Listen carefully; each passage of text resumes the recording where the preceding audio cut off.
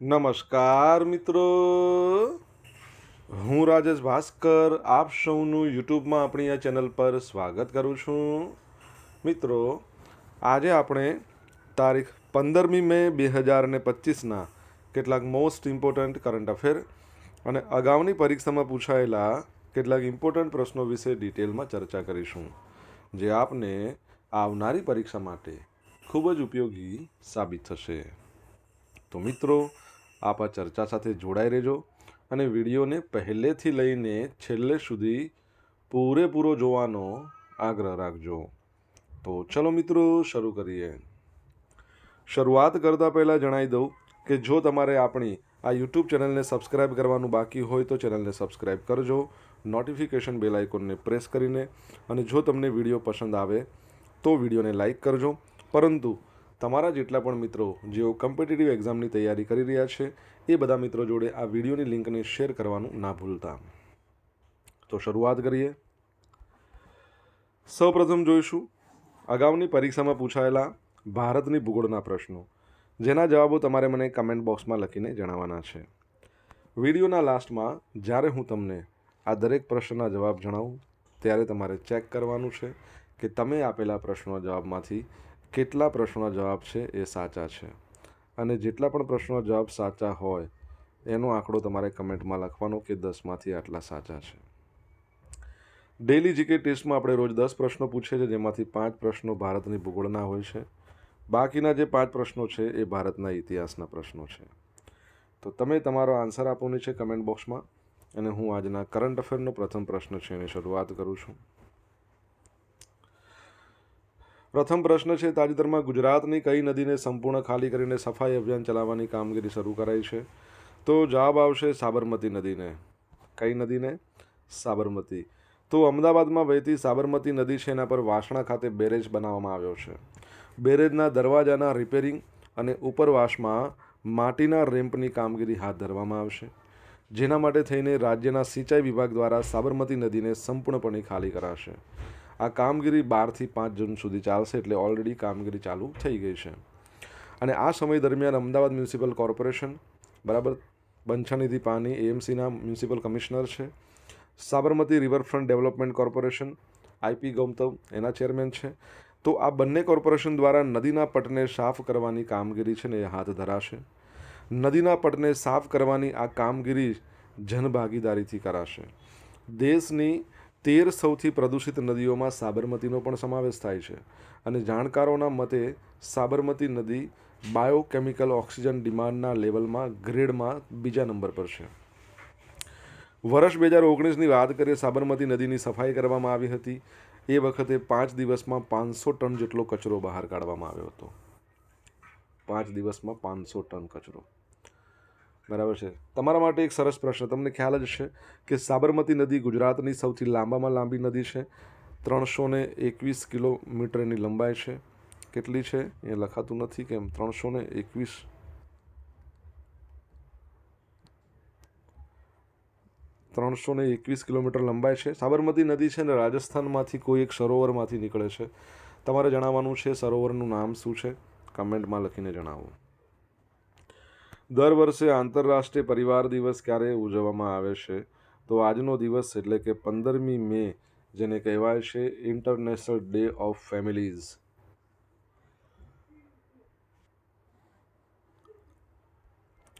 United Nation General એસેમ્બલીએ December 1989માં તેના ઠરાવમાં ફેમિલીના આંતરરાષ્ટ્રીય વર્ષની ઘોષણા કરી હતી. વર્ષ 1993માં સંયુક્ત રાષ્ટ્ર જનરલ એસેમ્બલીએ આંતરરાષ્ટ્રીય પરિવાર દિવસ ઉજવવાની શરૂઆત કરી, અને ત્યારથી જ દર વર્ષે 15મી મેના રોજ આ ઉજવાય છે. આજના દિવસે દુનિયાભરના સમુદાય કે લોકોને તેમના પરિવાર સાથે જોડવા, સામાજિક પ્રક્રિયાઓ અંગે જાગૃત કરવા, પરિવાર નિયોજનની જાણકારી આપવાથી લઈને આંતરરાષ્ટ્રીય પરિવાર દિવસ ઉજવવામાં આવે છે. આ વર્ષની થીમ ટકાઉ વિકાસ માટે પરિવારલક્ષી નીતિઓ, સામાજિક વિકાસ માટે બીજા વિશ્વ શિખર સંમેલન તરફ. તમને ખબર છે ગ્લોબલ ફેમિલીઝ ડે ક્યારે મનાવવામાં આવે છે? દર વર્ષે ગ્લોબલ ફેમિલીઝ ડે. જો તમને આન્સર આવડતો હોય તો કમેન્ટ બોક્સમાં લખીને જણાવજો. ચીને 14મો સુદીર્મન કપ ટાઇટલ જીતી લીધું છે. તો ચીનના જિયામેનમાં આયોજિત હતી, બરાબર છે. સુધીરમન કપ એની ફાઇનલમાં દક્ષિણ કોરિયાને 3-1થી હરાવ્યું છે ચીને, અને સુધીરમન કપ 2025 જીતીને વર્લ્ડ મિક્સ ટીમ ચેમ્પિયનશિપમાં તેનું 14મું ટાઇટલ સુરક્ષિત કર્યું છે. સુધીરમન કપ એ world mix team badminton championship છે, જેનું આયોજન બેડમિન્ટન વર્લ્ડ ફેડરેશન દ્વારા કરવામાં આવે છે. ચીને અત્યાર સુધી 18 ટોટલ આવૃત્તિ યોજાઈ, એમાંથી 14 પોતે જીતી ગયું છે. સૌ પ્રથમ વખત 1989માં આ કપનું આયોજન કરવામાં આવ્યું હતું. તમને ખબર છે બેડમિન્ટન ડે દર વર્ષે 5મી જુલાઈના રોજ મનાવવામાં આવે છે. બીજું, બેડમિન્ટન માટેના જે વર્લ્ડ કપ છે એ વર્લ્ડ કપની વાત કરીએ તો મહિલાઓના કપને શું કહેવાય છે? Uber cup. તમારે કહેવાનું છે પુરુષોના બેડમિન્ટન વર્લ્ડ કપને શું કહેવાય છે. જવાબ આવડતો હોય તો કમેન્ટ બોક્સમાં લખીને જણાવજો. મિત્રો, વિડીયો પસંદ આવ્યો હોય, ભણવાની મજા આવી હોય તો વિડીયોને એક લાઇક કરી દો. તમારા મિત્રો જોડે વિડીયોની લિંકને શેર કરી દો. આપણી બંને યુટ્યુબ ચેનલ રાજેશ ભાસ્કર 2ને સબસ્ક્રાઈબ કરો, બરાબર છે. નોટિફિકેશન બેલ આઇકોનને પ્રેસ કરીને. જો તમારે ડેલી કરંટ અફેરની પીડીએફ જોઈતી હોય તો આપણી ટેલિગ્રામ ચેનલ છે એને જોઈન કરો.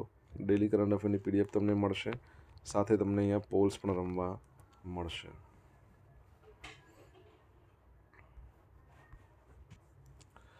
તાજેતરમાં કોને યુનિયન પબ્લિક સર્વિસ કમિશન એટલે કે યુપીએસસીના અધ્યક્ષ તરીકે નિયુક્ત કરવામાં આવ્યા છે? કોને નિયુક્ત કરવામાં આવ્યા છે? તો જવાબ આવશે અજય કુમાર. કોને? અજય કુમાર. જોઈ લઈએ આપણે. જો મિત્રો, અહીંથી તમને થોડાક અજય જે પરીક્ષાની દ્રષ્ટિએ અગત્યના છે તમને જણાવી દઉં. અજય બંગા વર્લ્ડ બેંકના પ્રમુખ છે. અજય ભલ્લા મણિપુરના ગવર્નર છે. અજય શેઠ આપણા નવા નાણાં સચિવ બન્યા છે. પછી અજય જાડેજા તમને ખબર છે ને, ભૂતપૂર્વ ક્રિકેટર. શું છે? ભૂતપૂર્વ ક્રિકેટર, જેઓ હવે નવાનગરના મહારાજા રાજા બની ગયા છે, જામનગરના. અજય દેવગણ બોલિવૂડના અભિનેતા. અને Ajay Bhadu government e market પ્લેસના CEO છે. તો કેટલા અજય થયા ટોટલ? લગભગ 7 જેવા અજય, યાદ રાખજો, બરાબર છે. કેરળ કેડરના 1985ની બેચના નિવૃત્ત ભારતીય વહીવટી સેવા અધિકારી તેમજ ભૂતપૂર્વ સંરક્ષણ સચિવ, એમને સંરક્ષણ સચિવ રહી ચૂક્યા છે. હાલમાં સંરક્ષણ સચિવ રાજેશ કુમાર સિંઘ છે. તો યુપીએસસીના અધ્યક્ષ તરીકે તેમને નિયુક્ત કરવામાં આવ્યા છે. 23 ઓગસ્ટ 2019થી 31 ઓક્ટોબર 2022 આ સમયગાળા દરમિયાન તેઓએ સંરક્ષણ સચિવ તરીકે સેવા આપી હતી, બરાબર છે. બંધારણના ભાગ 14માં આ કેટલું છે? 14 લખ્યું છે. એના કલમ 315થી લઈને 323, જેનું શીર્ષક સંઘ અને રાજ્યો હેઠળ સેવાઓ છે, તે સંઘ અને દરેક રાજ્ય માટે એક જાહેર સેવા આયોગની જોગવાઈ કરે છે. અને યુપીએસસી છે, આ બંધારણની કલમ 315 મુજબ સંઘ સ્તરે સંઘ જાહેર સેવા આયોગની કલ્પના કરવામાં આવી છે. યુપીએસસીના ચેરમેનની નિમણૂક 6 વર્ષ અથવા 65 વર્ષ, બેમાંથી જે વહેલા હોય તે કરવામાં આવે છે, બરાબર છે. અને તમારા માટે પ્રશ્ન છે, યુપીએસસી છે એની સ્થાપના કયા વર્ષમાં થઈ? તમને ખબર હોય તો કમેન્ટ બોક્સમાં લખીને જણાવો. ચલો, યુપીએસસીની સ્થાપના તો કહી દઉં છું. યુપીએસસીની સ્થાપના 1926માં થઈ. આપણા જીપીએસસીના ચેરમેન કોણ છે એ કહી દઉં છું. તાજેતરમાં કયા શહેરમાં વર્લ્ડ બેંક લેન્ડ કોન્ફરન્સનું આયોજન કરવામાં આવ્યું હતું? Washington DC. કઈ જગ્યાએ? વોશિંગ્ટન ડીસીમાં. તો અમેરિકાનું કેપિટલ વોશિંગ્ટન ડીસીમાં આયોજિત પ્રતિષ્ઠિત વર્લ્ડ બેંક લેન્ડ કોન્ફરન્સ 2025માં ભારતે કેન્દ્ર સ્થાને રહીને સમાવિષ્ટ જમીન શાસન અને પાયાના સ્તરના સશક્તિકરણમાં તેના વૈશ્વિક નેતૃત્વની પુષ્ટિ કરી હતી. 6 મે 2025ના રોજ 6 મે 2025ના રોજ પૂર્ણ સત્રમાં દેશ ચેમ્પિયન તરીકે ભાગ લેતા પંચાયતી રાજ મંત્રાલયના સચિવ શ્રી વિવેક ભારદ્વાજ જમીનનો અધિકાર અને શાસન સુધારણામાં સારી પ્રથા અને પડકારો આ વિષય પર ઉચ્ચ સ્તરીય પૂર્ણ સત્ર દરમિયાન વ્યક્ત આપ્યું હતું, જેમાં જમીન અધિકારો, સ્વરાજ સુધારાઓ, ટેકનોલોજી આધારિત અવકાશી આયોજનમાં ભારતના નેતૃત્વને વ્યક્ત કરવામાં આવ્યું હતું. વડાપ્રધાન નરેન્દ્ર મોદીના નેતૃત્વ હેઠળ ભારતની અગ્રણી જે સ્વામિત્વ યોજના છે, survey of villages and mapping with improvise technology in villages area, એ ગ્રામીણ જમીન શાસનમાં પરિવર્તનશીલ પહેલ તરીકે ઉભરી આવી છે અને આજે સ્વામિત્વ યોજના હેઠળ 68,000 ચોરસ કિલોમીટર ગ્રામીણ જમીનનું સર્વેક્ષણ કરવામાં આવ્યું છે. બરાબર, સર્વેક્ષણ થયું છે. તો યાદ રાખજો. આગળ વધીએ. દર વર્ષે હવે 23 સપ્ટેમ્બરના રોજ આયુર્વેદ દિવસ મનાવવામાં આવશે. તમને ખબર છે આપણે અત્યાર સુધી આયુર્વેદ દિવસ ક્યારે મનાવતા હતા? ધનતેરસે આપણે આયુર્વેદ દિવસ મનાવતા હતા. હવે તાજેતરમાં ભારત સરકારે કહ્યું છે કે દર વર્ષે 23 સપ્ટેમ્બરને આપણે આયુર્વેદ દિવસ તરીકે ઉજવીશું. બરાબર છે.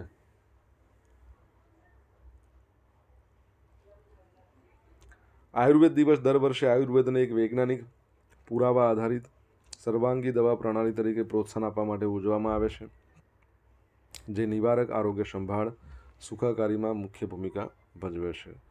પસંદ કરેલી તારીખ 23 સપ્ટેમ્બર શરદ સમપ્રકાશીય સાથે સુસંગત છે. એક એવો દિવસ જ્યારે દિવસ અને રાત લગભગ એક સમાન હોય છે. બરાબર. તમને ખબર છે સંસ્કૃતિ દિવસ આપણે ક્યારે મનાવીએ છીએ? શ્રાવણ મહિનાની પૂર્ણિમા. બરાબર છે. તો મને કહો એ વખતે કયો તહેવાર આપણે ઉજવીએ છીએ? તમારે જણાવવાનું છે કમેન્ટ બોક્સમાં લખીને. જો જવાબ આવડતો હોય તો લખો કમેન્ટ બોક્સમાં. સોશિયલ મીડિયાના માધ્યમથી તમે મારી જોડે કનેક્ટ રહી શકો છો. મારું ઇન્સ્ટા આઈડી છે rajesh.i.bhaskar. મારું ફેસબુક આઈડી છે RI ભાસ્કર અને ટેલિગ્રામ ચેનલ છે આપણી રાજેશ ભાસ્કર, જ્યાં તમને ડેલી કરંટ અફેરની PDF મળશે, તમને પોલ્સ પણ રમવા મળશે. જો તમને ભણવાની મજા આવી હોય તો વિડીયોને એક લાઇક કરજો. તમારા મિત્રો જોડે વિડીયોની લિંકને શેર કરી દો. ચેનલને સબસ્ક્રાઇબ કરવાની બાકી હોય તો સબસ્ક્રાઇબ કરો, નોટિફિકેશન બેલ આઇકોનને પ્રેસ કરીને. મહિલા વન ડે ક્રિકેટના ઇતિહાસમાં સ્મૃતિ મંધાના કેટલામા ક્રમની સૌથી વધુ સદી ફટકારનાર ખેલાડી બની છે? તો 3જા ક્રમની બની છે. બરાબર છે. તો કોલંબો છે શ્રીલંકા, એના આર પ્રેમાદાસા સ્ટેડિયમ, ત્યાં શ્રીલંકા સામેની મેચ, જેમાં સ્મૃતિ મંધાનાએ 92 બોલમાં સદી ફટકારી. એમના કારકિર્દીની 11મા નંબરની સદી હતી. મંધાનાએ ઇંગ્લેન્ડની ટેમી બ્યુનોટને પાછળ છોડી મહિલા વન ડે ક્રિકેટના ઇતિહાસમાં 3જા ક્રમની સૌથી વધુ સદી ફટકારનાર ખેલાડી બની છે. હવે તેઓ ઓસ્ટ્રેલિયાની મેગ લેનિંગ, જેમણે 15 સદી ફટકારી છે, ન્યૂઝીલેન્ડની સુઝી બેટ્સ, જેમણે 13 સદી ફટકારી છે, બંને તેમનાથી આગળ છે. આ સાથે તે હવે ભારતીય મહિલા ટીમ માટે ઓડીઆઈમાં સૌથી વધારે છગ્ગા, એમણે 54 છગ્ગા ફટકાર્યા છે ઓડીઆઈમાં. અને આ મામલે એમણે હરમનપ્રીત કૌર છે, એમણે પાછળ છોડ્યા છે, જેમણે 53 છગ્ગા ફટકાર્યા હતા. બરાબર છે. તમને ખબર છે ઓડીઆઈ વન ડે ઇન્ટરનેશનલની વાત કરીએ, સૌથી વધારે વન ડે ઇન્ટરનેશનલ ઓડીઆઈની વાત કરીએ તો સૌથી વધારે સદી કોણે મારેલી છે? તમને ખબર હોય તો કહો. મને એક નામ યાદ આવે છે કે ઓડીઆઈમાં પોતાની ડેબ્યુ મેચમાં જ 150 રન ફટકાર્યા, મેથ્યુ બ્રિસ્ક. બરાબર છે, એ પણ યાદ રાખજો. કેન્દ્ર સરકારે CBIના ડિરેક્ટર પ્રવીણ સૂદનો કાર્યકાળ 1 વર્ષ લંબાવ્યો. તો પ્રવીણ સૂદ છે, એમણે 2023ની 25મી મેએ 2 વર્ષના કાર્યકાળ માટે CBI ડિરેક્ટર તરીકેનો કાર્યભાર સંભાળ્યો હતો 2023માં. અત્યારે હવે 24મી મેએ પૂરું થશે, એટલે સરકારે CBIના ડિરેક્ટર આજે પ્રવીણ સૂદનો કાર્યકાળ આ મહિનાની 24 તારીખથી વધુ 1 વર્ષ માટે લંબાવ્યો છે. મંત્રીમંડળની નિમણૂક સમિતિએ પ્રવીણ સૂદનો કાર્યકાળ 1 વર્ષ માટે લંબાવવાની મંજૂરી આપી દીધી છે. તેઓ કર્ણાટક કેડરના IPS અધિકારી છે અને 25 તારીખે નિવૃત્ત થવાના હતા મે મહિનામાં, પરંતુ હવે 1 વર્ષનું એક્સટેન્શન મળ્યું છે. સેન્ટ્રલ બ્યુરો ઓફ ઇન્વેસ્ટિગેશન સ્થાપના કયા વર્ષમાંથી તમારે મને કહેવાનું છે? 1946 દિલ્હી પોલીસ એસ્ટાબ્લિશમેન્ટ એક્ટના અંતર્ગત એની સ્થાપના થઈ છે CBIની, પણ તમારે વર્ષ કહેવાનું છે, કયા વર્ષે કરી છે. જો તમને જવાબ આવડતો હોય તો કમેન્ટ બોક્સમાં લખીને જણાવી શકો છો. હવે જોઈશું અગાઉની પરીક્ષામાં પૂછાયેલા ભારતની ભૂગોળના પ્રશ્નો. પહેલો પ્રશ્ન, કઈ નદીના મુખ ત્રિકોણથી બનેલું જંગલ સુંદરવન તરીકે જાણીતું છે? તો ગંગા. ભારતમાં દર વર્ષે ચોમાસું કયા રાજ્યમાં પ્રથમ શરૂ થાય છે? કેરળમાં. ભારતનું સૌથી મોટું મીઠા પાણીનું સરોવર? વુલર સરોવર. ભાખરા નાંગલ ડેમ હિમાચલ પ્રદેશના કયા વિસ્તારમાં આવેલ છે? તો બિલાસપુર. ગંગા નદી કયા સમુદ્રને મળે છે? તો બંગાળના ઉપસાગરને મળે છે. બરાબર છે. હવે મિત્રો જોઈશું અગાઉની પરીક્ષામાં પૂછાયેલા ભારતના ઇતિહાસના પ્રશ્નો. પહેલો પ્રશ્ન, નીચેના પૈકી કયા કાવતરામાં દોષિત ગણી ભગતસિંહ, સુખદેવ, રાજગુરુ એ સહિત 19ની ફાંસીની સજા ફરમાવવામાં આવી હતી? તો લાહોર. શું આવશે? લાહોર કાવતરું, ષડયંત્ર એવું કહેવાય છે, લાહોર ષડયંત્ર. પલ્લવ રાજા મહેન્દ્રવર્મન પહેલો નીચેના પૈકી કોનાથી પરાજિત થયો હતો? તો પુલકેશી બીજાથી. શહેનશાહ સૂરીને કોલકાતાથી પેશાવર સુધીનો રાજમાર્ગ બનાવ્યો હતો, જેને અંગ્રેજ શાસન દરમિયાન નવું નામ ગ્રાન્ડ ટ્રંક આપવામાં આવ્યું. હાલમાં તે કયા રાષ્ટ્રીય ધોરીમાર્ગ તરીકે જાણીતો છે? તો નેશનલ હાઈવે 1 અને 2. બ્રિટિશ સરકાર દ્વારા આયોજિત 3 ગોળમેજી પરિષદો પૈકી કઈ ગોળમેજી પરિષદમાં કોંગ્રેસે ભાગ લીધો ન હતો? તો પહેલી અને ત્રીજી. અલાઉદ્દીનના રણથંભોરના મુકામ સમયે તેની સાથે કયો પ્રખ્યાત કવિ સામેલ હતો? તો કોણ હતું? અમીર ખુશરો. બરાબર છે, અમીર ખુશરો. હવે આવશે ગઈકાલે પૂછેલા પ્રશ્નનો જવાબ. પહેલો પ્રશ્ન, મુખ્યમંત્રી દ્વારા સમગ્ર રાજ્યમાં શરૂ કરાયેલ મેદસ્વીતા મુક્ત ગુજરાત અભિયાન અંતર્ગત કઈ હોસ્પિટલ દ્વારા નવીન પહેલ શરૂ કરવામાં આવી? અમદાવાદ સિવિલ હોસ્પિટલ દ્વારા. તાજેતરમાં ઇન્ટરનેશનલ મોનિટરિંગ ફંડે કોને $2.4 બિલિયન લોન મંજૂર કરી છે? પાકિસ્તાનને. 1.4 + 1 આ પ્રમાણે થઈને 2. આજે પૂછેલા પ્રશ્નનો જવાબ જોઈ લઈએ. પહેલો પ્રશ્ન હતો કે સાબરમતી નદી છે એ કયા સરોવરમાંથી નીકળે છે? તો રાજસ્થાનની અંદર આવેલું છે ઢેબર સરોવર. અને ગુજરાતની સૌથી લાંબી નદી છે, 321 કિલોમીટર લાંબી છે, યાદ રાખજો.